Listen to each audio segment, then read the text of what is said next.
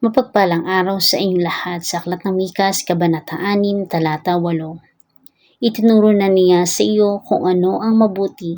Ito ang nais ni Yahweh. Maging makatarungan ka sa lahat ng bagay, patuloy mong mahalin ang iyong kapwa, at buong pagpapakumbabang sumunod ka sa iyong Diyos.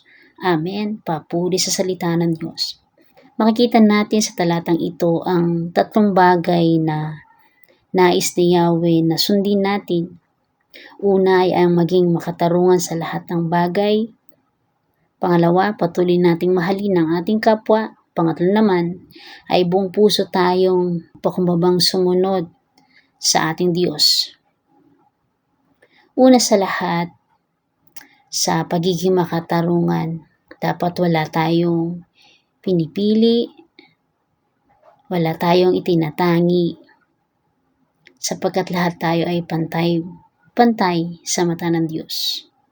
So kung ano ang binibigay natin sa may kaya, ganun din ang pagbigay natin sa mga walang kakayanan.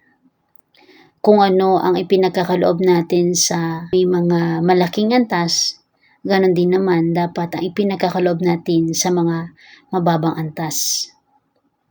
At isa pa, sa kabila ng nararanasan natin na hindi magandang pananalita sa ating kapwa o mga bagay na masasakit na ibinabalik sa atin ng ating kapwa, hindi natin kailangan silang gantihan ng masama.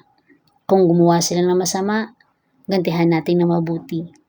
Suklian natin ng mabuti sapagkat ito naman yung itinuturo ng ating Panginoon. Walang gantimpala sa langit ang pagsukli sa mga taong gumagawa lang sa atin ng mabuti. Dapat tayo mas marunong umintindi at umunawa sa iba.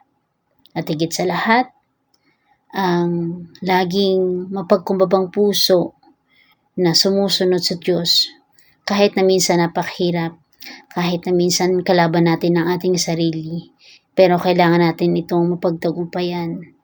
Kailangan natin mas piliin lagi yung bigyan ng Diyos ng kaluguran. Kahit na ang desire ng puso natin minsan ay para sa ating sarili. Pero mas higit na pagpapala yung kung pipiliin natin yung plano ng Diyos sa ating buhay, sapagkat ito'y dakila. Suminyo ang Espiritu Santo at maging pagpapala sa lahat. Amen.